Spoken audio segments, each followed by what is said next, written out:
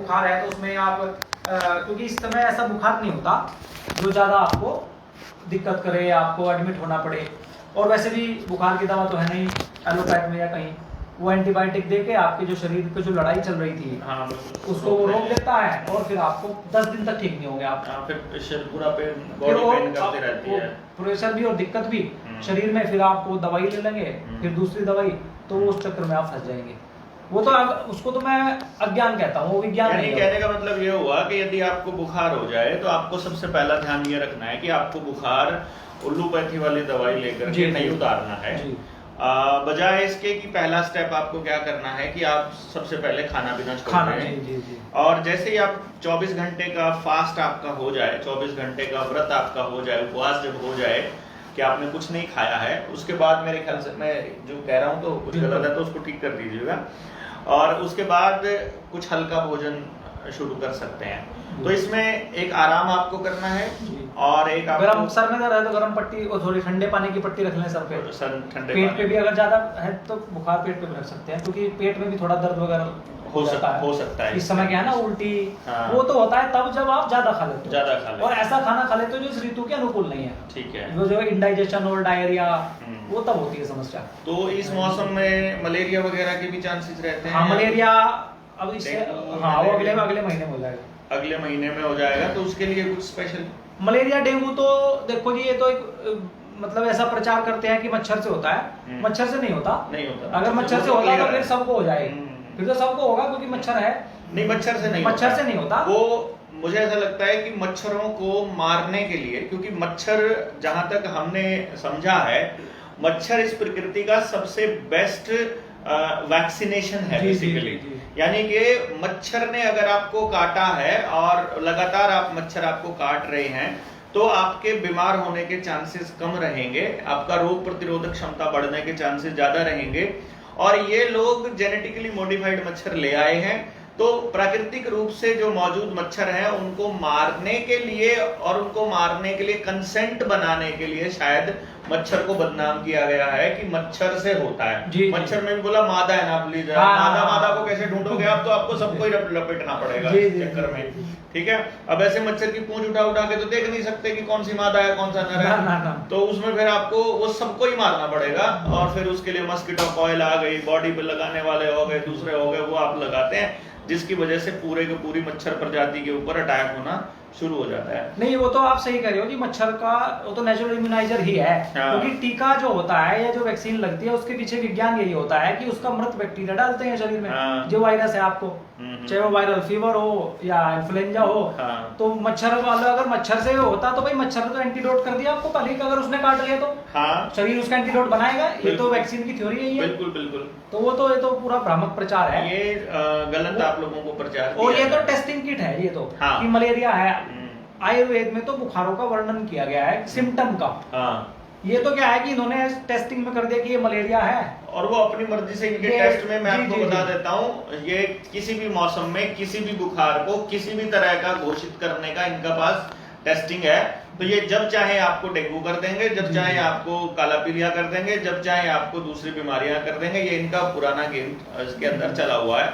तो सबसे मेन बात जो है, आपको खान पान का खास ध्यान रखना है और अगले ही दिन ड्यूटी जाना है ऐसा सोच करके जल्दी से इंजेक्शन या दवाई लेकर अपना बुखार नहीं उतारना है।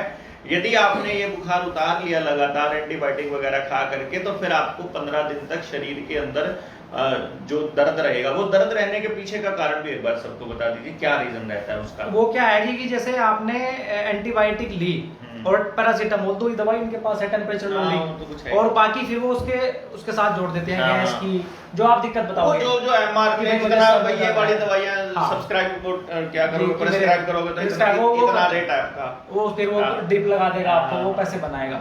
उससे क्या होगा कि जो बुखार का क्या है थ्योरी कि शरीर अपने तापमान को बढ़ाता है उस स्थिति में जब उसकी लड़ाई चलती है, मतलब कि जो अच्छे bacteria white blood cell foreign matter के साथ कोई आपने ऐसा खा लिया या शरीर में पैरासाइट या कुछ ऐसा डेवलप हो गया आपके जो शरीर को नहीं चाहिए। हाई टेम्परेचर पे वो बैक्टीरिया जिंदा नहीं रह सकता जो आपके शरीर का नहीं है, ठीक है, जो बाहर से है। और भारत में कम बीमारी होने का कारण भी यही है क्योंकि यहाँ सूर्य का प्रकाश है, ठीक है, यहाँ वायरल इन्फेक्शन या वगैरह वगैरह नहीं होता जल्दी से। यूरोप में होता है क्योंकि वहां सूरज नहीं निकलता। और तो वो लड़ाई चल रही है। अब उसमें टेम्परेचर बढ़ गया तो आपको दिक्कत, क्योंकि ज्यादा टेम्परेचर में शरीर के अंगों को भी दिक्कत होती है काम करने में, लेकिन शरीर उतने तक ही बढ़ाता है वो जितने तक उसको एडजस्ट कर सकता है। उसको पता है कि मैं इतने तक इसको कंट्रोल मैनेज कर लूंगा। उससे क्या है, उसकी कमर टूट जाएगी, फॉरेन मैटर की, उस बैक्टीरिया की, फंगस की, जो भी है वो इन्फेक्शन की। लेकिन उससे पहले हमको ये गलत पढ़ाई के कारण, अज्ञानता के कारण, तो हम उसमें क्या करेंगे कि दवाई ले लेंगे, टेम्परेचर लोअरिंग पैरासीटामोल। तो वो क्या करेगी, तापमान को कम करेगी शरीर के। तो आधी तो उसने आपकी जो white blood cell, red blood cells, जो शरीर की इम्यूनिटी बोलते हैं जिसको, उसको वो कम कर दी, उसकी ताकत। एग्जैक्टली। और जो फेवरेबल कंडीशन थी बैक्टीरिया, वायरस, फंगस के पनपने की, वो आ गई, क्योंकि वो कम टेम्परेचर पे पनप सकता है, अपनी संख्या बढ़ा सकता है। दूसरा, फिर जब एंटीबायोटिक ले ली, तो एंटीबायोटिक मतलब जो वो दोनों को, एंटीबायोटिक मतलब जीवन के विरुद्ध, वो मारेगी। वो अच्छे बैक्टीरिया को मारेगी, red blood cell, white blood cell दोनों को मारेगी, WBC, RBC जो भी आपकी इम्यूनिटी बोलते हैं, तब दोनों को मार देगी। जब वो, तो आप टेस्ट कराओगे तो वो कहेगा कि भाई आपके में तो इन्फेक्शन है। क्यों? क्योंकि RBC कम दिखा रहा है, WBC कम दिखा रहा है। वो ये नहीं कहेगा कि एंटीबायोटिक के कारण है या उसके कारण है। ठीक है बात। तो उससे फिर आपको दिक्कत होगी, क्योंकि वो भी मर गया और वो भी मर गया। अब इसको बनने में समय लगता है, इम्यूनिटी को, क्योंकि आपको फिर अच्छा भोजन करना पड़ेगा, आपकी पाचन ठीक होना चाहिए, नींद आपको अच्छी आनी चाहिए। ये तो फेवरेबल कंडीशन में ही बनेगा, और समय लगेगा जितना लगना है। कुछ लोगों को ये भ्रम है कि एलोपैथी में जल्दी आराम होता है। नहीं, जल्दी नहीं होता, बिल्कुल भी नहीं होता। ये भ्रम है बिल्कुल कि भाई आयुर्वेद में या होम्योपैथ में देर से आराम होता है। नहीं, इसका सही शब्द यह है कि जितना समय लगना है ठीक होने के लिए, समय लगेगा उतना ही। बल्कि आयुर्वेद में और होम्योपैथ में कम लगेगा, क्योंकि वो क्या करेगी कि वो बीमारी का इलाज करेगा। वो तो आपके बीमारी का इलाज होगा वहां पे। आपके शरीर में जो डिस्कम्फर्ट है उसकी दवाई दे रहा है आयुर्वेद बस। बाकी शरीर अपनी लड़ाई लड़ रहा है, वो तो पुष्ट कर रहा है RBC, इम्यूनिटी, WBC या और जो आपका तंत्रिका तंत्र है या जो इम्यूनिटी है उसको। ठीक है बात। वो मान नहीं रहा है किसी को भी, वो फिर उस बैक्टीरिया को कंट्रोल कर रहा है जो बीमारी। हम ये कह सकते हैं कि असल में जो बीमारियों से इलाज है वो शरीर खुद करता है, और आयुर्वेद क्या करेगा, उस डिस्कम्फर्ट को थोड़ा दूर करने के लिए। और एलोपैथी क्या करती है कि जो आपको बीमारी है और उसके जो सिम्टम्स आपको दिखाई दे रहे हैं, वो सिम्टम्स को दबा देगी। तो आपको ऐसा लगेगा कि आप ठीक हो रहे हैं। लेकिन वो फिर वो बोलते हैं ना लोग कि साहब मेरे तो 15 दिन हो गए, घुटने से चला नहीं जा रहा है, काम में दर्द है, इसमें है, उठा नहीं जा रहा है, कमजोरी है, चक्कर से आते हैं। तो वो उसी कारण है क्योंकि आपने जबरदस्ती कोशिश करी। और अब दूसरी बात, ये विज्ञान बाहर का, ये जो एलोपैथी है, हमारे यहाँ इसका विकास नहीं हुआ। तो किसी भी डॉक्टर से या वैज्ञानिक से आप पता कर लेना, और अगर जो पढ़े लिखे बच्चे हैं वो भी थोड़ा सा इसको सोच ले, जानते तो होंगे, सोचते नहीं हो इसको, कि वो आप जब ये बाहर बनी है तो वहां का टेम्परेचर तो माइनस में भी जाता है। वहां कभी भी 10 डिग्री, 15, 16, 50 डिग्री तक थोड़ी जाता है टेम्परेचर। वहां तो 6 महीने ठंड और 6 महीने भयंकर ठंड, 2 मौसम है। तो वहां कोई भी दवा का आविष्कार होगा वो इस प्रकार होगा जो गर्म करे बॉडी को। ठीक है बात। तो ऐसी दवा बनेगी। इसीलिए एलोपैथी खाने वाले लोगों को मोस्टली जो है गैस्ट्रिक प्रॉब्लम, जलन, बॉडी कमरों में जलन होगी, और जी त्वचा रोग होंगे, इन्फ्लेमेशन रहता है। वो बोलेंगे जी हमारे तो त्वचा रोग हो गया जी, हाथ जलने लगा जी। ये उस दवा का वो दवाई बनी है वहां के लिए, आप ले रहे हो यहाँ, उसको यहाँ के है ही नहीं वो। तो इसको एक बार मैं बात कर रहा था, एक बड़े वो थे डॉक्टर थे वो, तो मैंने उनको कहा भाई तू बात ठीक कह रहा है। उसने रिकमेंड कर दिया एक को कि आपको कैल्शियम खाना है तो ये अंडा खाना पड़ेगा और ये वगैरह वगैरह ऐसी बता दी उसने बात। वो मेरे से बोले कि इसमें ज्यादा है। मैंने कहा बात तुम ठीक कर रहे हो, क्योंकि तुमने वो पढ़ाई पढ़ी है जो बाहर है। वहां अगर उनको कैल्शियम रिकमेंड करना है तो वो या तो गोली देंगे या वो कहीं ऐसी चीज करेंगे जो एनिमल से ना आए। क्यों? मगर क्योंकि वहां -10 डिग्री, 3 डिग्री, 2 डिग्री में जब आदमी घास का तिनका नहीं हो सकता, पशु कैसे जिंदा रहेगा? तो ऐसा पशु जिंदा नहीं हो सकता जहां जो दूध दे। अब हमारे यहाँ अगर आयुर्वेद या कोई चिकित्सा विज्ञानी बात करेगा, उसको कैल्शियम रिकमेंड करना है तो वो आपको दूध का रिकमेंड करेगा, छाछ करेगा, मक्खन करेगा, दही करेगा, पनीर करेगा। बहुत से आइटम है भारत के पास। चूना भी कर देगा। चूना सबसे बड़ा स्रोत है कैल्शियम का।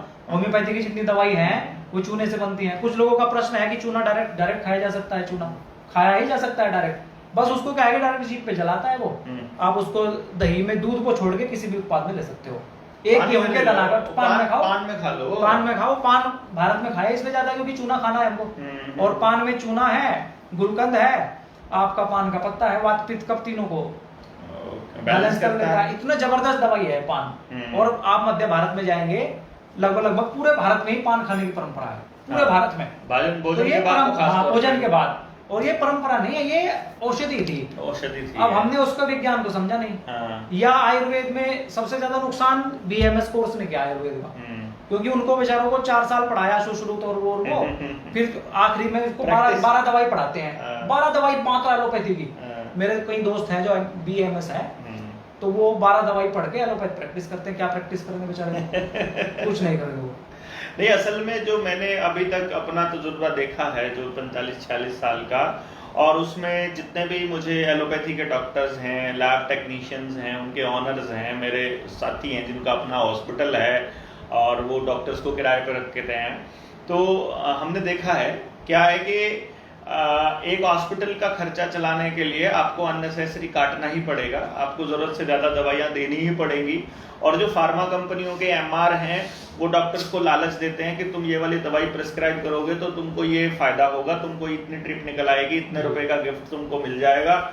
और कई बार तो $15,000 के बैग गिफ्ट करते हैं इन लोगों को, बहुत महंगे महंगे गिफ्ट होते हैं, सिंगापुर का ट्रिप हो गया, फलाना ढिमकाना हो गया।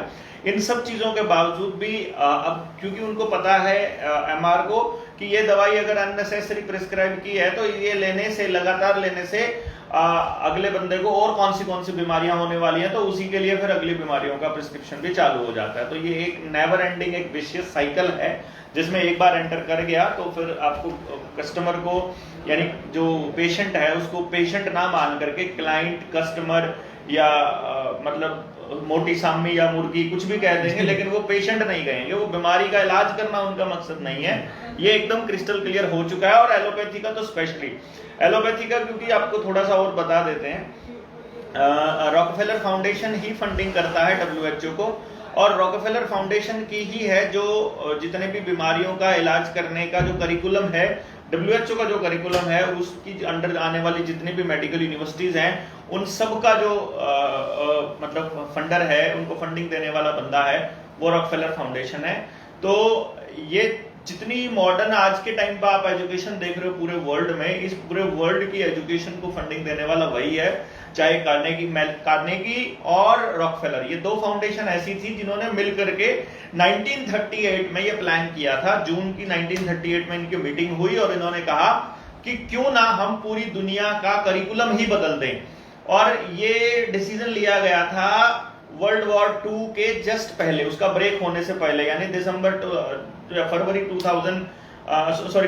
1939 की बात ये मैं बता रहा हूं आपको, जब उन लोगों ने ये प्लान किया कि एक तो म्यूजिक का जो नोट है उसको बदल दिया जाए और साथ के साथ मेडिकल के लिए एक पूरी दुनिया का एक कॉमन एजेंडा और एक कॉमन सिलेबस तैयार किया जाए, जिसमें डॉक्टर्स को, टीचर्स को, प्रोफेसर्स को, लैब टेक्नीशियंस को हम लोग बताएंगे कि कैसे तो टेस्ट करना है, कैसे रिजल्ट्स देने हैं, कैसे दवाई देनी है। और असल में जो ड्रग्स जिनको कहते हैं, जो दवाइयां हम जिनको कह रहे हैं, वो असल में ड्रग्स हैं जिनको बनाने के लिए API इस्तेमाल होता है, एक्टिव फार्मास्यूटिकल इंग्रेडिएंट, और एक्टिव फार्मास्यूटिकल इंग्रेडिएंट इस्तेमाल हो रहा है पेस्टिसाइड में DAP, यूरिया, जो कि तेल शोधन कारखाने के बाद बचता मटेरियल है। तो इट्स ए प्रोपेगेंडा जिसको हम क्लियरली ये बोल सकते हैं कि यदि आपको समझना है तो सिर्फ इतना याद रखिए कौन से मौसम में क्या खाना है, क्या नहीं खाना है। आज का समय तेल खाने का है, और स्पेशली सरसों का तेल, कच्ची घानी का, देसी सरसों का यदि बाजार में मिल रहा है तो असली जो तेल है वो आपको 450-500 रुपए लीटर से कम आपको कभी मिल ही नहीं सकता है,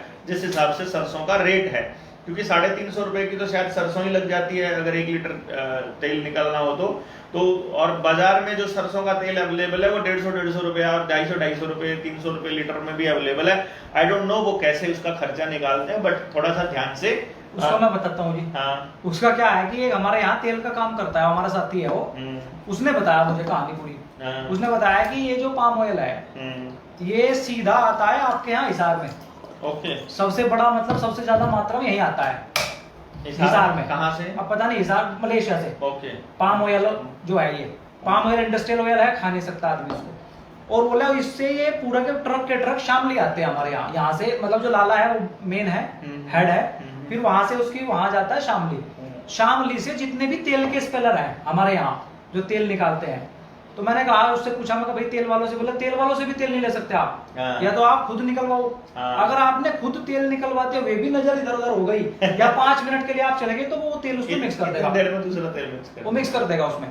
तो पाम ऑयल है लगभग क्योंकि जो बड़ा अगर उसको इंपोर्ट करता है तो बहुत सस्ता है, उसको पड़ता है। हाँ। और उसमें मिला के बेचता है, सब जगह स्पेलर वाले इसी को बेचते हैं, पाम ऑयल को, इसीलिए वो सस्ता बिकता है। इसलिए वो जो 150 रुपए में, उसमें तेल है नहीं, सरसों का तेल तो बहुत थोड़े मात्रा में है। हाँ। और कुछ जगह तो अब कंपनियां जो बेच रही हैं वो तो उसमें तो सरसों का है ही नहीं, उसमें तो फ्रेग्रेंस है बस। हाँ। और पाम ऑयल ही है, रिफाइंड तो है। पाम ऑयल का नुकसान क्या है? पाम ऑयल आप पचा नहीं सकते शरीर में, और जब पचेगा नहीं तो वो फैट और उसमें आपका स्टोरेज होता वो अंदर जाएगा, ही जमा होता जाएगा, वो कबाड़ बन जाएगा, एक तरह आपको से कोलेस्ट्रॉल, मल है एक तरह से। बिल्कुल कोलेस्ट्रॉल बढ़ेगा घुटनों में, आपको क्या बोलते हैं उसको, जमा होता चला जाएगा तो घुटनों का दर्द होगा, आपको ये जॉइंट्स पेन होगा, आपको रूमेटॉइड अर्थराइटिस और अर्थराइटिस गाउट, ये बड़े रोग हैं, और हार्ट, ये बड़े रोग हैं जो अब आज के समय में इसकी वजह से हो रही है। ये सिर्फ एक पाम ऑयल से नहीं होते हैं, इसमें रिफाइंड ऑयल का बहुत बड़ा काम है, और जो कॉटन सीड ऑयल है उसका नपुंसकता में बड़ा रोल रहता है। आपकी जितनी भी नमकीन आती है उनके पैकेट पे अगर आप देखोगे, या तो आपको राइस ब्रान मिलेगा जो कि कैंसर करता है, पाम ऑयल है जो हजम नहीं होता है, या कॉटन सीड ऑयल है जो नपुंसकता लेके आता है। और जो सरसों है वो भी जेनेटिकली मॉडिफाइड आ गई है पूरी तरह से, सरसों का कोई भी बीज देसी अब अवेलेबल मार्केट में नहीं है, किसी ने बचा रखा है तो बात अलग है। तो ये आपको समझने की बात है कि जो किसान भी उगा रहा है उसको भी नहीं मालूम है कि वो उन्हीं के प्रोडक्ट जो वो चाहते हैं वो प्रोडक्ट उगा रहा है। और आपका बच्चा यदि बाहर रहता है, हॉस्टल में रहता है, मैं आपको बताऊं, मेरे बेटे को अब जब 12वीं जब उसने की नॉन मेडिकल से, और उसका जो जेई के एग्जाम में परसेंटाइल आया 93 पॉइंट समथिंग, तो मेरे पास ऑप्शन था कि उसका फ्री में एडमिशन हो रहा था इंजीनियरिंग कॉलेज में, जो कि मैंने सिर्फ इसलिए उसको मना किया कि देखो बच्चे, इंजीनियरिंग कॉलेजेस के लिए अगर तुम रेगुलर जा रहे हो तो तुम्हें हॉस्टल में रहना पड़ेगा या फिर कॉलेज की कैंटीन में जाना पड़ेगा सुबह शाम स्कूल में। अगर तुम सुबह से लेकर शाम तक क्लासेस अटेंड करने के लिए यदि कॉलेज में जा रहे हो तो तुम्हें खाना भी कैंटीन में ही पड़ेगा, और तुम्हें हॉस्टल में की मेस में खाना पड़ेगा। हॉस्टल की मेस और हॉस्टल की कैंटीन, ढाबे का खाना और शहर का कोई भी आउटलेट, छोटा हो बड़ा हो, टिफिन वाला हो या कोई भी सर्विस देने वाला हो, शहर में खाने की एक भी जगह ऐसी नहीं है जहां पर रिफाइंड ऑयल, राइस ब्रान या फिर पाम ऑयल इस्तेमाल नहीं होता है।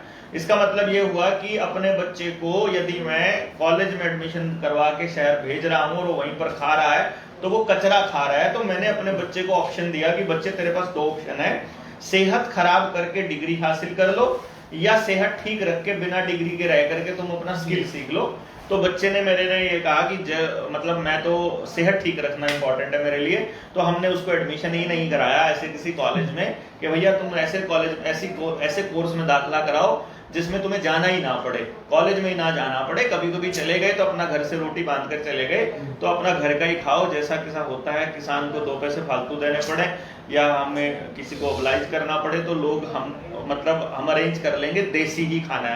लेकिन सब लोगों को क्योंकि पता नहीं है कि ये कितना खतरनाक है, इसलिए वो लोग इस चक्कर में पड़ जाते हैं। और जो किसान है वो ऐसा सोच रहा है कि खेत में यदि मैं अपने लिए खाने लायक जो गेहूं या चावल या दूसरा अनाज उगा रहा हूं उस पे तो मैं कोई केमिकल नहीं डालूंगा, लेकिन बाकी का डाल दूंगा। तो आप ध्यान दीजिएगा, यदि आप बाकी की जमीन पर केमिकल्स डालेंगे और यूरिया, पेस्टिसाइड, डीएपी जो भी चीजें डालते हैं वो डालेंगे, तो वो सारे केमिकल से उगी हुई जो फसल है वो घूम के पैकेट में बंद होके आपके बच्चे के पास या आपके कॉलेज में बच्चे के या उसकी कैंटीन में या उसके मेस में या ढाबे पे या होटल में ही आएगा।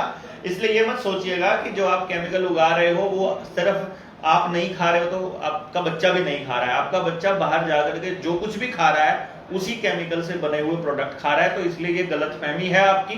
तो अगर मान लीजिए किसान इसमें ये सोचने लगे, अब हमारी बात सुन करके उसको लगे कि यार मैं तो गलत उगा रहा हूं, तो क्या ऐसा संभव है कि किसान वो केमिकल खेत में ना डाले और उसकी पैदावार ना घटे? क्योंकि उनको ये वहम है, उनको ये डाउट रहता है, क्योंकि आप खेती करते हो और खेती पे काम करते हो, तो इसलिए मैं ये बोल रहा हूं कि इनका प्रैक्टिकल अनुभव है। हमारे साथ बहुत से लोग हैं जेएसएम के अंदर, जनता सरकार मोर्चा में, जिन लोगों का प्रैक्टिकल ये काम है, जिसमें आप पूरी पैदावार ले सकते हैं और देसी बीजों से भी काम चला सकते हैं।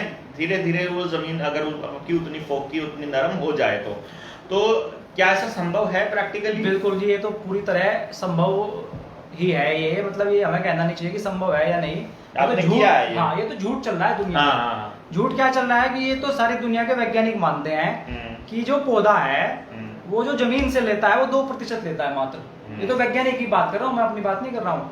बाकी वो 98% सूरज से लेता है। ठीक बात। तो भारत में सूर्य प्रकाश है, खूब है ना। हाँ। और पौधा जहाँ थोड़ा सा बड़ा हुआ, पत्तियां उसकी निकली, तो वो भोजन अपना प्रकाश संश्लेषण सब जानते हैं, सबने पढ़ा है। हाँ। फोटोसिंथेसिस करेगा, प्रकाश संश्लेषण से वो अपना भोजन बनाएगा। ठीक बात। तो ये तो मतलब उसमें तो उसकी जरूरत ही नहीं है यूरिया की या उसकी फलाने की। आप उसमें जो यूरिया बाद में डाल रहे हो, तो मैंने जो उसमें अनुभव किया वो ये किया कि वो ज्यादा डार्कनेस आ जाती है, कलर उसका डार्क हो जाता है, नाइट्रोजन ज्यादा हो गई इसका मतलब। तो ये आयुर्वेद में सूत्र है कि अति सर्वत्र वर्जियेत। अगर आपने ज्यादा भी कर दी कोई चीज, भाई आपने यूरिया डाल दिया 1 कट्टा 2 कट्टा, है ना, वो उसको जरूरत नहीं है क्योंकि वो तो काम ले रहा है उससे, तो वो ज्यादा होने के कारण भी रोग आते हैं।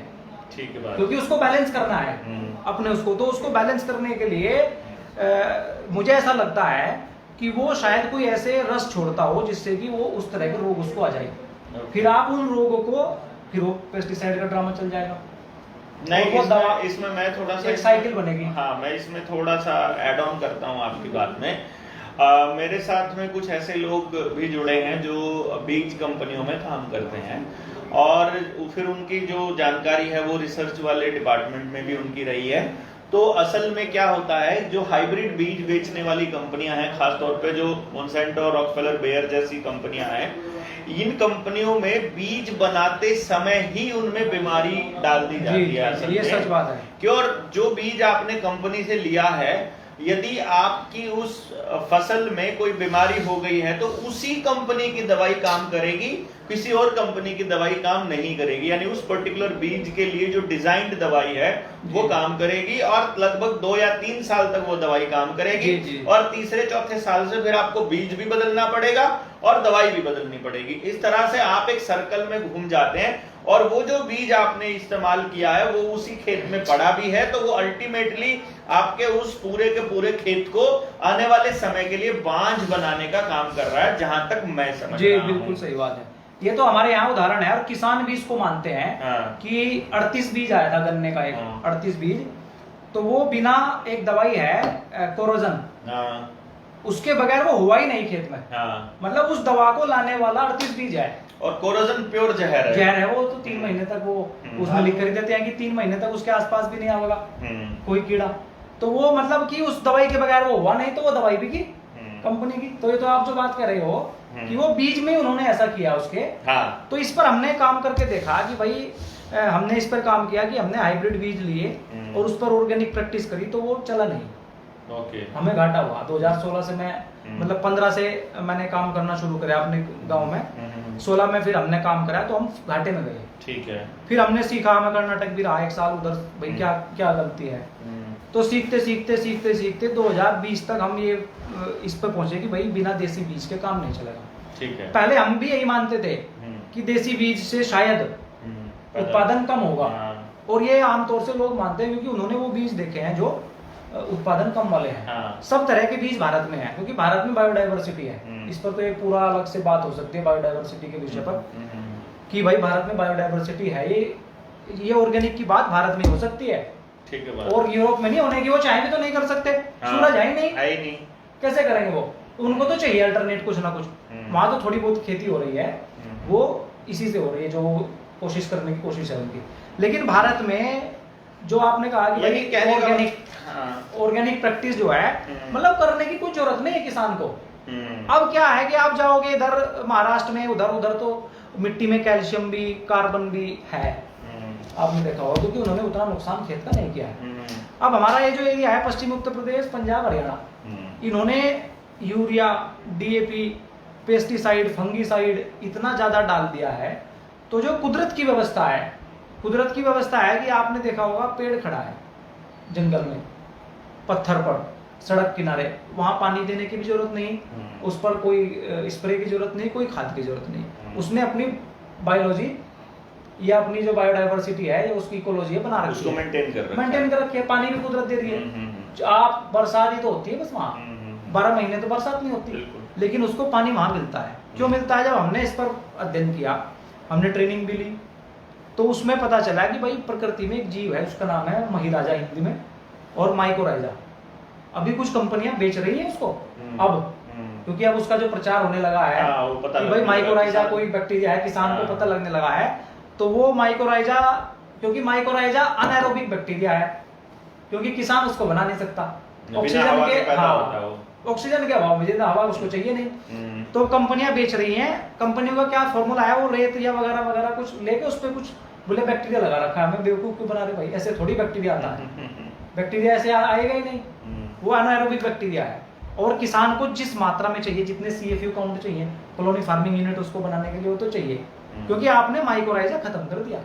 ये जो ट्यूबवेल की टेक्नोलॉजी, अब ये यहाँ जुड़ेगी बात, जो फ्लड वाली इरिगेशन, ये जो मैंने इस पे भी मैंने सोचा, एक ने मेरे से प्रश्न पूछ लिया था, हमारे साथ काम कर रहा था मेरा गांव का ही व्यक्ति, उसने कहा यार पहले तो बड़ी दिक्कत होती होगी खेती में, अब तो ये ट्यूबवेल बटन दबाया पानी आ गया। तो मैंने इसको कहा, तुम आज की परिस्थितियों को ध्यान में रखते हुए उसका अंदाजा लगा रहे हो उस बात का, और तुमको पूरा ज्ञान नहीं है, जैसे आप कहते हो ना, जब पिक्चर आपने पूरी देखी नहीं है तो आपको कोई मतलब नहीं है, आप कोई टीका टिप्पणी करने की स्थिति में नहीं, पूरी बात आप समझ भी नहीं पाओगे।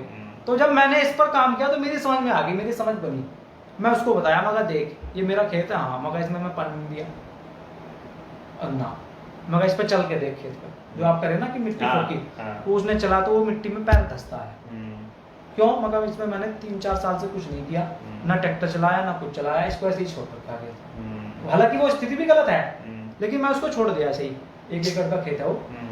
तो वो अब ऑटोमेटिक उसमें इकोलॉजी बनी। तो मैंने उसमें एक माइकोराइजा भी डाल दिया था, मगर इसमें पानी देने की भी जरूरत नहीं पड़ती, कम पड़ती है, क्योंकि पानी देता है भाई ये माइकोराइजा। अब जब पानी की जरूरत नहीं है, तो जब हमारे बुजुर्ग खेती करते होंगे तो उस समय तो खेती की स्थिति कैसी थी, यूरिया को कोई जानता नहीं था, पेस्टिसाइड दवाई की कोई जरूरत नहीं थी, तो उनको तो जरूरत ही नहीं थी पानी की। तो जब पानी की जरूरत नहीं है, तो ये जो ट्यूबवेल है, मोटर है, इस टेक्नोलॉजी की भी जरूरत नहीं है। जरूरत ही नहीं है तो बनाएंगे क्यों? तो वो जो कुएं से जो हरट चलती थी, जितना पानी, वो भी गर्मी के मौसम में, ये जो अप्रैल और मई जून, बस ये 2 महीने में जो फसल लेनी है उनको, अगर उस समय फसल नहीं ली जाती है, ध्यान रखना भारत में, मतलब उस समय वो भी थोड़ा बहुत पानी देते थे वो। तो अब मगा अंदाजा लगा, बोला हाँ तब तो कुछ काम नहीं था खेती में, और अब काम ही काम है। यानी जो मोटे अनाज भी हैं, अगर वो भी हो रहे हैं तो उनको भी पानी की बहुत ज्यादा जरूरत नहीं रहती है। और यदि आप वही खा रहे हैं जिसका अब प्रचार करने लगे ये कंपनियां के मिलेट्स और ड्रामा चल रहा है, ये आज अमीरों का भोजन आज बनाने चले हैं। ये तो हमारा रूटीन का भोजन रहा करता था, गरीब से गरीब आदमी इसको खाता था, जिसको आज आप अमीरों का भोजन बोल रहे हो। ये तो सबको पता है। जब मेहमान आता था तब गेहूं की रोटी बनती थी, तो उसके अलावा क्या बनता था? मक्की की, जौ की, बाजरे की, ज्वार की, ये कोदो की, कुटकी की। यानी कि मेहमान को बीमार किया जाता था सिर्फ, बस वो आदमी सोचता था भाई आसानी से बन जाएगी, जल्दी बन जाएगी। थोड़ा सा वो प्रचार असल में वो जल्दी बनने के चक्कर में कि मेहमान रात में आया है, और उसके लिए अब इतना लंबा प्रोसेस ना करना पड़े, और जल्दी बनाने के लिए। देखो इसको आप समझिएगा, मेहमान आया है इसलिए दे रहे हैं, इसका ये मतलब नहीं है कि मेहमान के लिए स्पेशल कोई खाना है। इसका ये भी मतलब नहीं है कि बाकी सब हेल्दी फूड खा रहे हैं तो मेहमान को कचरा खिला रहे हैं। इसका सिर्फ एक ही लॉजिक है कि भैया मेहमान क्योंकि बेटाइम आया है, भोजन सब कर चुके हैं, अचानक से भोजन बनाना है, तो जो गेहूं है वो थोड़ा जल्दी रोटी बन जाएगी, फटाफट। गेहूं भी ये नहीं था वो, हाँ वो भी देसी। भारत के जो 15 वैरायटी तो भी भारत में भी लोग कर रहे हैं, वो देसी वैरायटी। हमने भी हमने किया था, बंसी है, उसकी रोटी जबरदस्त, उसमें माइक्रोन्यूट्रिएंट, उसके दाने का वजन बढ़िया रहता है। तो क्या आपकी नजर में और आपके संपर्क में ऐसे लोग हैं जो देसी बीज रखे हुए हैं? तो वो देसी बीज ही खेती हो सकती है, ठीक है। और अब उसमें बात आई उत्पादन कम की, तो वो हमने करके देखा। हमने सरसों लगाई थी, शिशुविद्या जी के यहाँ लगाई थी हापुड़ में। आपने भी वो वीडियो देखी हो तो अभी भी वीडियो होगी फेसबुक पे, आप तो खेत पे भी गए थे वहां। तो वो जब देसी सरसों लगाई हमने, तो ये जो हाइब्रिड या जो भी सरसों है, इसका उत्पादन 1 से 1.5 क्विंटल हाईएस्ट उत्पादन होता है बीघा में। 1 से 1.5 क्विंटल? हाँ बीघा में, मतलब 1 एकड़ में लगभग 5 से 6 क्विंटल अच्छा उत्पादन माना जाता है। ठीक है। इस वाली सरसों का, ये जो हाइब्रिड सरसों है, वो हमने लगाई थी देसी बीज वाली। किया कुछ नहीं, देसी बीज लिया 200-250 ग्राम 1 एकड़ में लगा दिया, और उसका मतलब उसकी हाइट थी इतनी आदमी से ज्यादा, और वो इतना झुकने के बाद थी आदमी से ज्यादा, क्योंकि फल था ऊपर जाके, और बीज ज्यादा गिर गया था। मतलब पूरी वो जो अगर उसको वैसे लगाएं, वो जो मशीन होती है उससे लगने वाली से कि उसका पौधे की जो दूरी है वो दूरी मेंटेन रहे, तो वो ज्यादा होती, लेकिन फिर भी वो 2 क्विंटल 1 बीघा में, मतलब डबल उत्पादन उसका हुआ। यानी कहने का मतलब है कि लगभग 6-7 क्विंटल जो है वो पूरे एक्स्ट्रा हुई। और इसमें जो तेल निकलता है देसी है, तो इसके तेल की क्वालिटी उसका कोई तोड़ नहीं, सानी नहीं है उसका। आपको शरीर में जो फायदा करेगी उसका तो अलग बात, लेकिन उसमें जो तेल निकलता है, जो यूरिया डीएपी और पेस्ट हाइब्रिड बीज है, उससे ज्यादा तेल निकलता है। और इसकी जो खली खाएगा पशु उसको भी, मतलब इतना हमारे इसमें क्वालिटी है। ऐसे ही गेहूं के बीज है, गेहूं का भी हमने इस बार लगाया था, तो वो 25 से 30 क्विंटल निकलता है एकड़ में। तो लगभग ये बीज जब हमने लगा के देख लिए, तो इस और सब्जी के तो देसी, तो इसका मतलब ये हुआ कि जो भी लोग आने वाले समय में अपने खेत के अंदर ऑर्गेनिक, जैविक, वैदिक, प्राकृतिक जैसी भी खेती, ये लोगों के नामों के चक्कर में नहीं पड़ना है। मेन जो मकसद है वो ये है, कम से कम पानी में देसी बीज बिना केमिकल का, असली मकसद ये है। ये इससे करेगा तो और बस थोड़ा सा उसको क्या करना पड़ेगा, जैसे हमने एक बैक्टीरिया का नाम लिया माइकोराइजा, तो जो बैक्टीरिया आपने मार दिए हैं खेत के, वो इकोलॉजी अब आपको बनानी पड़ेगी। वो सिस्टमेटिकली समझ के साथ अगर आप काम यानी कि अगर आपसे गाँव का कोई आदमी अपनी खेती पे काम करने के लिए गाँव के 50-100 किसानों को इकट्ठा करके लेक्चर के लिए अगर बुलाता है, तो क्या उनको कोई फायदा होगा इससे? हाँ, पूरा फायदा होगा, पर उसको तैयारी करनी पड़ेगी। ऐसे नहीं है कि, क्योंकि ये क्या है ना, बीज भी आपको लेना है तो आपके पास है नहीं, कहीं और से मंगाना है, उसमें समय लगेगा आने में, तो उसके लिए आपको तैयारी चाहिए। ये नहीं कि भाई आज अगर लोग जुड़ना शुरू करेंगे, तो जो हम ये अगली फसल के लिए हम लोग तैयारी कर लेंगे गेहूं के लिए। और जैसे कि अभी गेहूं के बाद में और धान लगने तक बीच में 2 महीने 3 महीने के लिए हमारे जो खेत है वो खाली रहते हैं, उस खाली खेत में दलहन कर सकते हैं, दलहन वगैरह का काम, दलहन की फसल में, दलहन में क्या है फायदा, दलहन की जैसे फसल लेंगे, जैसे उड़द बो दिया हमने, तो उसमें जो नीचे जो जड़ है उसमें राइजोबियम बैक्टीरिया होता है, राइजोबियम, वो नाइट्रोजन प्रदान करता है उसको। ठीक बात। आप सब जानते हैं कि अगर उड़द में कोई यूरिया डाल भी देगा तो फल नहीं आएगा, क्योंकि ज्यादा नाइट्रोजन, क्योंकि पहले ही उसके पास बैक्टीरिया उसके पास है ही। तो वो जो गांठें होती हैं वो राइजोबियम की होती है उसकी जड़ में, तो वो गांठान खेत में रह जाती है, आपने देखा होगा।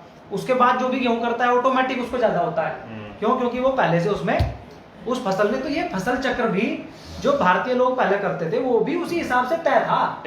अपने मन से, बिना तुक्के पे कुछ नहीं था, वैज्ञानिक था पूरा, और उनको समझ थी हमारे पूर्वजों को, बुजुर्गों को। और मिट्टी इतनी मुलायम थी कि वो हल से ही चल जाती थी। भारत की मिट्टी हल से भी थोड़ा बहुत करना पड़ता था उनको। खरपतवार हमारे यहाँ था नहीं, क्योंकि खरपतवार जो है ये हाइब्रिड बीज से, और ये लोगों ने बीज के साथ ही दिया है, ये खरपतवार आया है। और खरपतवार, और जितना खरपतवार मेरे ख्याल से था वो पॉजिटिव वाला ही था, अच्छाई वाला ही था, उसमें कोई नेगेटिव। एक उदाहरण तो सब जानते हैं, ये जो कांग्रेस घास के नाम से प्रचलित है, PL 480, जब गेहूं खरीदता था भारत, जिसको शास्त्री जी ने रद्द किया था समझौते को, अमेरिका का कानून है पब्लिक लॉ 480, उसके तहत भारत में एक लाल गेहूं आता था, सड़ा हुआ गेहूं, उसको खाते नहीं थे, आपने देखा अमेरिका का लाल गेहूं। तो पहले की सरकारों ने उसको परमिशन दे रखी थी, शास्त्री जी ने उसको मना किया, रद्द किया उस कानून को, कि भाई हम ये सड़ा हुआ गेहूं नहीं खरीदेंगे। इस गेहूं के साथ ही वो कांग्रेस घास का बीज उन्होंने भेजा था। मतलब कि इतने इससे अंदाजा ये लगा सकता है देश का आदमी या कोई समझदार व्यक्ति कि जब उस समय में खरपतवार का बीज जानबूझकर भेजा जा सकता है, तो आज तो क्या कुछ नहीं किया जा सकता। आज तो बिल्कुल टेक्नोलॉजी और मशीनरी। इससे भी बड़ी बात मैं आपको बता देता हूँ, ऐसे ऐसे पौधे ये लोग लेकर के आ रहे हैं जिसको यदि आप अपनी खेत की बाड़ पर लगा दो तो इकोलॉजिकल सिस्टम को मेंटेन करने वाले बाकी के पौधे वहां उग ही नहीं पाएंगे, वो सरवाइव ही नहीं कर पाएंगे, वो सूख जाएंगे, वो सारा पोषण चूस जाते हैं। जिस प्रकार से अंग्रेज सारे देशों का सारा माल, सारा सोना, सारी संपदा लूट लेते हैं, ऐसे ही इनके प्लांट भी यही काम करते हैं। ये जिस तरह से इनके एलोपैथी वाले लोग, एलोपैथी जिस तरह से बाकी पूरी दुनिया को बीमार करने पे लगी पड़ी है, वैसे ही इनके प्लांट भी यही काम करते हैं। और जो पर्यावरणविद के नाम पर जितने भी घपलेबाज और हरामी बैठे हुए हैं, जो सरकारों से चंदा लेते हैं, जो सरकारों से ग्रांट लेते हैं, एनजीओ खोल करके बैठे हुए हैं, जिनके मुंह में दही जम जाती है जब हंसदेव के जंगल कटते हैं, वो लोग एक एक पेड़ लगा करके फोटो खींचते हैं और सेल्फीज लगाते हैं उनके ऊपर। इसका खेल को कैसे समझना है आपको? इसको आपको ऐसे समझना है कि जो पेड़ पर्यावरणविद लगा रहा है वो सारे के सारे नेगेटिव ऊर्जा वाले, नकारात्मक ऊर्जा वाले और हाइब्रिड बीज वाले प्लांट हैं। तो पुराने पेड़ों को काटा जा रहा है और नए हाइब्रिड बीज दिए जा रहे हैं ताकि आपकी पूरी डाइवर्सिटी को खत्म कर सके, बायोडाइवर्सिटी को। ये एक षड्यंत्र, इतना बड़ा खेल चल रहा है। इसलिए इन पर्यावरणविदों को भगाओ जब तक आपके पास देसी बीज वाले प्लांट ना हो। अभी ये मौसम आ गया बरसात का और फोटो खींचने वाले लोग बड़े दिखाई देंगे आपको। फोटो खींचने वाले, ये अभी नया एनवायरमेंटलिस्ट आया है और वो कुछ नहीं बोलते हैं। उनकी पोस्ट देखोगे फेसबुक पर, अपने फोटो तो लगाते रहते हैं, आज फलाने ने ये करा, ढिमकाने ने ये किया। तो इस पे अगर आपको बीज की जरूरत पड़ती है, देसी बीज की, तो आपसे संपर्क करने के लिए आप अपना नंबर बोल दीजिए एक बार। मेरे पास तो है नहीं, पर मैं उन लोगों को जानता हूँ। हाँ, वो जो देसी ताकि बीज आप संग्रह उस के, नंबर अगले बंदे हाँ, से मिलवा सकें आप उसको। 8708093536। जो बीज पे काम करना चाहते हैं लोग बाग, उनके लिए बड़ा जरूरी है कि वो बीज के संरक्षण पे ही काम करें ताकि आगे से आगे वो संरक्षण का काम चलता रहे।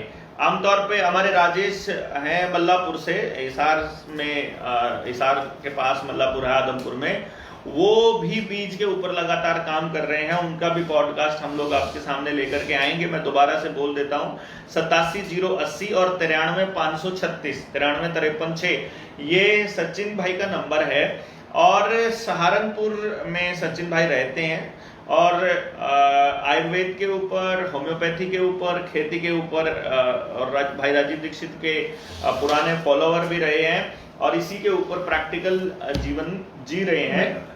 मेरा इसमें जी में मेरा जो अपना जीवन है, मतलब हमारा घर का सारा मेडिकल का कोई खर्च नहीं है। मैं ये तो नहीं कहता कि बीमार नहीं पड़ता, मैं मतलब तुलसी से, गिलोय से, इससे ठीक हो जाता हूँ।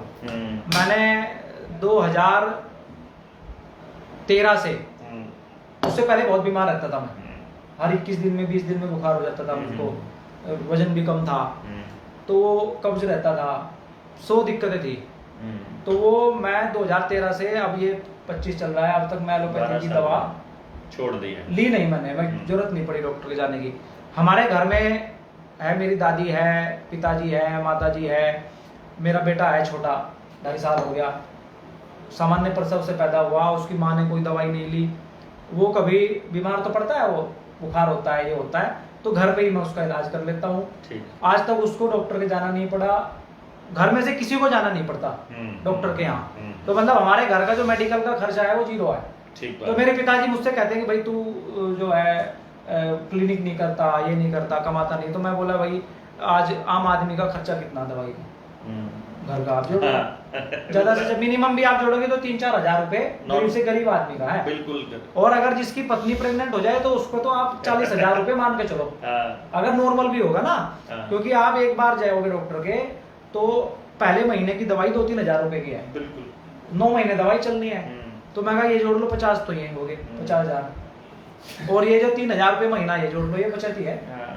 तो ये कमाई है, कमाई है बचा। और मगर आयुर्वेद में जैसे आपने कहा था ना कि बच्चे को मैंने नहीं भेजा बाहर इंजीनियरिंग में पढ़ने के लिए, मैंने उसके स्वास्थ्य को चुना। तो आयुर्वेद में नहीं, भारत का शास्त्र ये कहता है कि लाभ में सबसे बड़ा लाभ स्वास्थ्य लाभ। अगर आपको लाभ की गिनती करनी हो तो अगर आपका स्वास्थ्य ठीक है तो वो सबसे टॉप पे रखा हुआ है। ये सबसे बड़ा लाभ माना जाएगा, सबसे बड़ा लाभ। तो यानी कि जो भी चीजें आपका स्वास्थ्य खराब कर रही हैं, चाहे व्हाइट लाइट है, देर रात तक जागना है, लगातार ट्रैवल करना है, डिप्रेशन में रहना है, अकेलेपन में रहना है, जूते पहनकर रहना है, बिना मिट्टी के रहना है, खराब पानी पीना है, खराब तेल खाना है, हाइब्रिड भोजन करना है, तो काम का जो तरीका है सारा दिन बैठे रहना है, खेल कूद के अवसर कम मिलने हैं, ये सारे के सारे जो कारण हैं जो आपकी बीमारी के हैं, ये जानबूझकर आपकी जिंदगी में लाए गए हैं और बाकायदा ऐसी परिस्थितियां पैदा की गई हैं कि आप अधिक से अधिक इस सबसे बड़े लाभ से दूर रह सकें, यानी इस स्वास्थ्य लाभ से आप दूर रह सकें। ये पर्पस जो इनका मकसद है, ये बड़ा बहुत ही सोचा समझा है।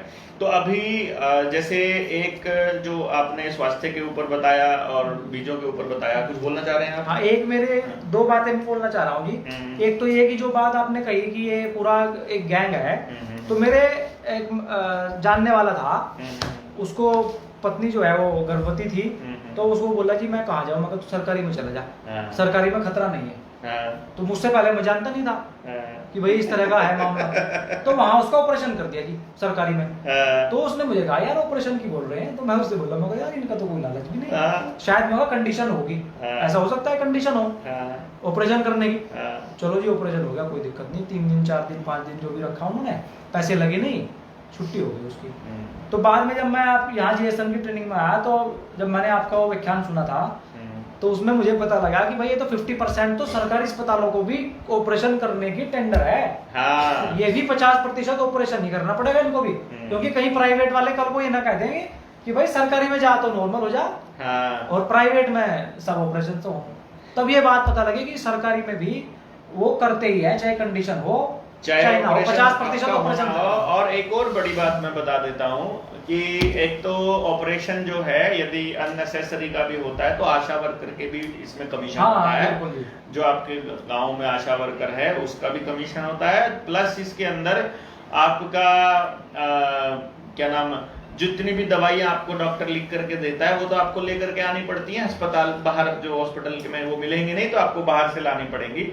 उनमें से ज्यादातर दवाइयां इस्तेमाल नहीं होती हैं, वो वापस दोबारा से स्टोर पे बिक जाती होती हैं। तो इसमें डॉक्टर का और आशा वर्कर और जो काम करने वालों का कमीशन भी चलता रहता है, और टेस्ट के लिए भी लगातार कमीशन का खेल वो तो आपको पता ही रहता है। इसमें तो आपको घबराने की जरूरत ही नहीं है, आप कटते ही रहते हो लगातार, आपको पता ही है, आप पता होते हुए भी कटते रहते हो। तो बच्चों को जो ये जन्म से ही पैदा होते ही जो इंजेक्शन लगने शुरू हो जाते हैं, इनका तो खेल ही कुछ। इस पर तो मैंने प्रैक्टिकल 5-6 लोगों का अनुभव किया जी मैंने तो। अपना तो है ही बच्चा, इससे पहले अपने साथी हैं जो उनके 4-5 बच्चे हैं। एक तो राजस्थान का था, 2017-18 की बात है, उसका मेरे पास फोन आया कि भाई वो अस्पताल में ले गए हैं सरकारी में और वो डॉक्टर ये बोल रहा है कि भाई ऑपरेशन होगा। तो मैं कहा भाई क्या किया जाए, वो बोला मैं तेरी क्या इच्छा, वो था नहीं वहाँ। तो मैं कहा, वो बोला कि भाई मैं तो चाहता हूँ बच्चा सामान्य ही हो। तो ठीक है, मैं कहा ठीक है। तो उसने कहा, फिर उसको डॉक्टर को कह दिया सरकारी वाले को कि भाई तो कोशिश कर, तुझे क्या दिक्कत है? दिक्कत है मेरे को है। अगर ये उसने मतलब इतना बड़ा स्टैंड लिया कि भाई अगर ये बच्चा मेरा सामान्य नहीं हो सकता, मेरा दोस्त है वो राजस्थान से, राजीव भाई को सुना हुआ था, मैं भी सुना हुआ था, तो वो बोल रहा कि भाई ये अगर वैसे नहीं हो सकता तो हमें नहीं चाहिए। उसने स्टैंड ले लिया। Very good. और उसके वो माता पिता, वो था नहीं वहां जबकि फोन पे, तो उसकी पत्नी, अब जो क्योंकि ये क्या करते हैं, एक डॉक्टर ने ही बताया मुझको, क्योंकि उसकी पत्नी का भी ऑपरेशन कर दिया, जो डॉक्टर है MBBS MD, बोला कि मैं इतने दवाई लेने गया, नीचे इतना ऑपरेशन कर दिया हो गया जी, ऊपर बोला बच्चा हो, ये तो इतने खतरनाक है जी। तो उसने स्टैंड लिया। तो वो बताता है डॉक्टर मुझे कि ये क्या करते हैं कि जैसे ही बच्चा बाहर आता है तो हाथ से अंदर प्रेस कर देते हैं। ओके। मतलब जैसे बच्चा बाहर आने को है, नॉर्मल होता है, तो उसको हाथ से प्रेस कर दिया ऊपर। तो अपान वायु आयुर्वेद में शब्द है, जो अपान वायु है वो विकृत हो गई, फिर दोबारा से मुश्किल हो जाता है बहुत अपने आप उसका नेचुरली बाहर आना। जैसे आप अगर वेग को रोक दोगे, आयुर्वेद में क्या आता है कि वेग को नहीं रोकना, चाहे छींक हो, चाहे गैस पास होना हो, आपका बाथरूम का वेग हो, कुछ भी रोकना नहीं आपको। अगर आपने रोक दे तो बहुत दिक्कत होगा, सामना करना पड़ेगा। तो इस तरीके से करते हैं ये। तो उसने सर्कल घूम के आएगा, दिक्कत हो गई पूरी उसको। अब वो स्टैंड ले लिया उसने पूरा बढ़िया। तो फिर उसने वहां एक नर्स, वो डॉक्टर तो चला गया, भाई मैं नहीं करूँगा इलाज इसका।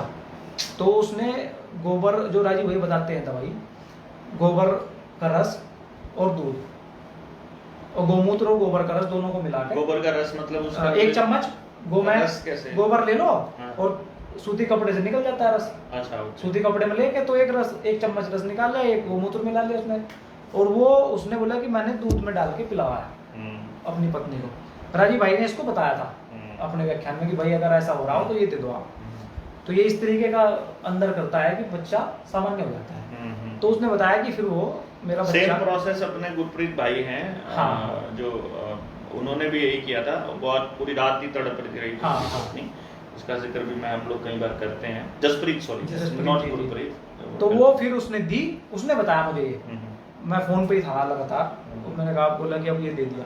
तो उसने दिया, तो उसका बच्चा फिर वो जो सामान्य है हुआ उसी अस्पताल में।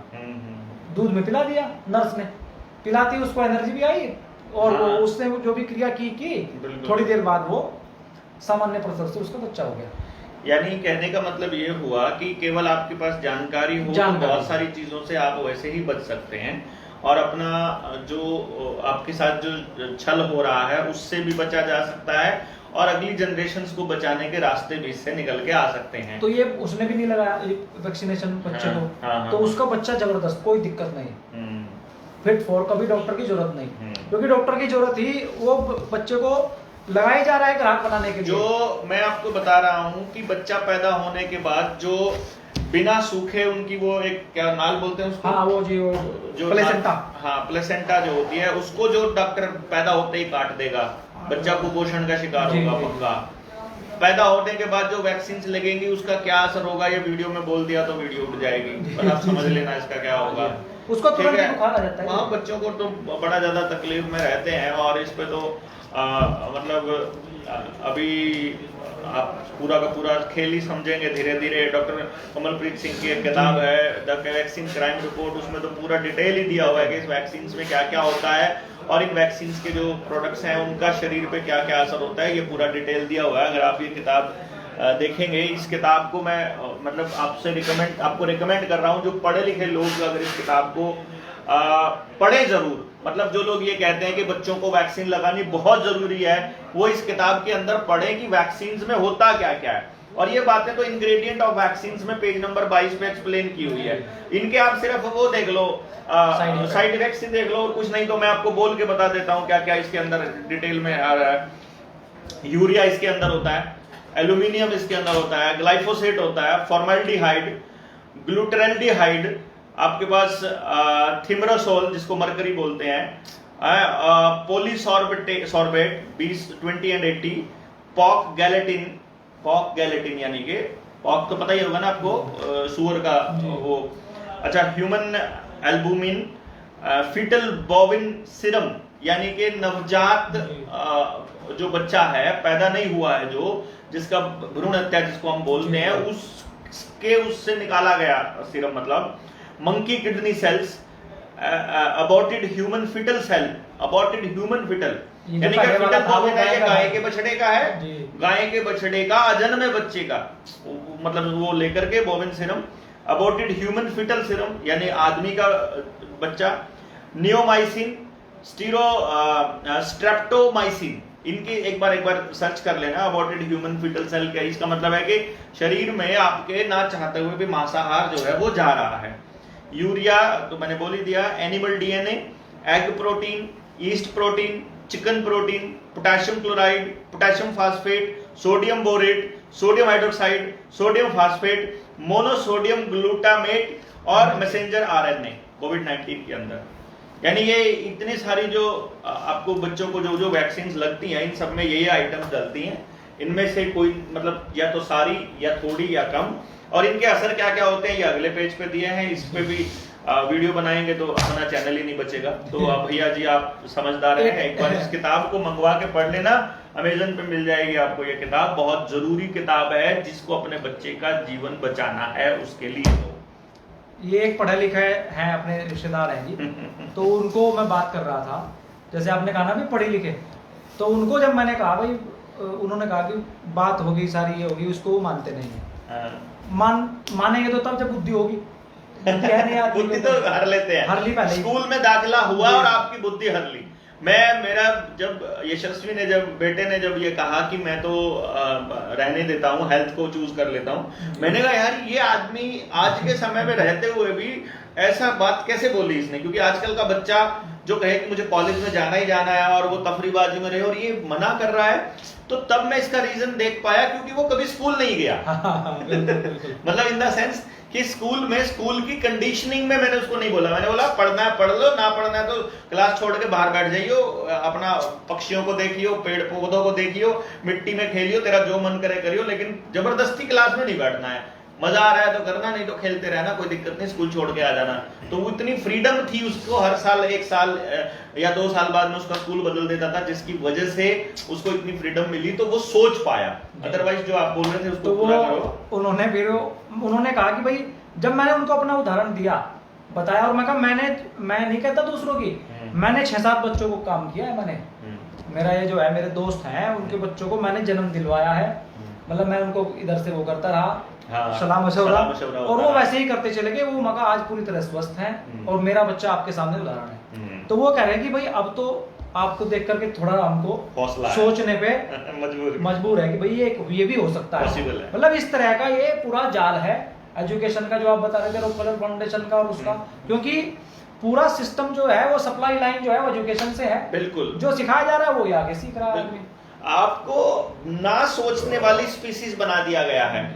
एक बच्चा जो 2.5 साल की उम्र से लेकर और जब तक वो कॉलेज में 25 साल का नहीं हो जाता है, यदि आपको ऐसी शिक्षा दे दी जाए कि जो किताब में लिखा है वही सत्य है, वही याद रखना है, वही काम आना है, वही जीवन है, तो फिर आप सोच कर देखिए, आज जो बच्चा तैयारी कर रहा है सरकारी नौकरी की या यूपीएससी की या एचसीएस की या क्लर्की की, वो भी बैठ कर रट्टे मारे जा रहा है, पूरे कोचिंग सेंटर उनको रट्टे मारे जा रहे हैं और ये यकीन दिला रहे हैं कि जो तुमको दिया गया है यही सत्य है, वो उसको सत्य मानना चालू कर देते हैं। ये सारी किताबें जो हैं इन उर्दूपैथी वालों के बाद ही आई है, तो ये समझना आपके लिए बड़ा जरूरी होगा। तो भविष्य में हमने सुना है कि आप अपने सहारनपुर में कोई कार्यक्रम भी आयोजित करने जा रहे हैं जिसमें शिक्षा के ऊपर, स्वास्थ्य के ऊपर और गांव के ऊपर काम करने पे कुछ विचार है आपका? हाँ जी, वो गांव में कार्यक्रम प्रस्तावित है सितंबर के महीने में, सितंबर 14 सितंबर को, जिससे कि हम आह्वान करेंगे कि भाई कार्यकर्ता वहाँ आए पूरे देश से और एक बड़ा कार्यक्रम करें और संदेश दें बड़े लेवल से गांव को भी और आसपास के पूरे एरिया को, कि वो जिस सजग हो सके, जागरूक हो सके। तो उत्तर प्रदेश के जो साथी जुड़े हुए हैं जनता सरकार मोर्चा से, निडर जेएसएम से, इनसे, हमसे, जिनसे भी जुड़े हुए हैं और वो इस मुहिम में और इस हवन में अपनी आहुति, अपने योगदान की देना चाहते हैं, उन लोगों के लिए ये संदेश है कि आप सचिन भाई से संपर्क कीजिए। जितने भी यूपी के साथी हैं 8708093536 यानी 8708093536 और 935356 इस नंबर पर मैसेज करके आप सचिन भाई से जुड़ सकते हैं। सहारनपुर में 14 सितंबर संडे के दिन कार्यक्रम का आयोजन प्रस्तावित है, जो कि जिस तरह का कार्यक्रम हम समालखा में किया था, जिस तरह का कार्यक्रम हमने करनाल में किया था, वैसा ही कार्यक्रम करने की योजना है, जिसमें यूपी के सभी गांवों से लोगों का, आसपास के भी गांव और यूपी से और लोग भी जितने आएंगे उनका जमावड़ा वहां इकट्ठा होगा, ताकि वो एक दूसरे से ऊर्जा लेकर के आगे अपने अपने गांव पर काम कर सके और जिन जिन मुद्दों पे हम लोग चर्चा कर रहे हैं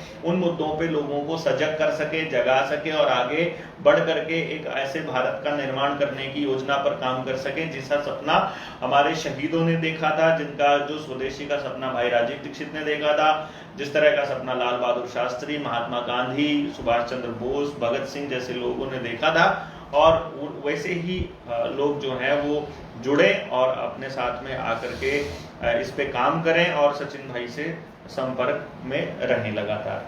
तो आप हमारे साथ जुड़े, इस कार्यक्रम में आपका आना हुआ, इसके लिए आपका बहुत बहुत धन्यवाद। जय हिंद, जय भारत। सभी साथी जुड़ते रहिएगा, इनकी वीडियोस को शेयर कीजिए।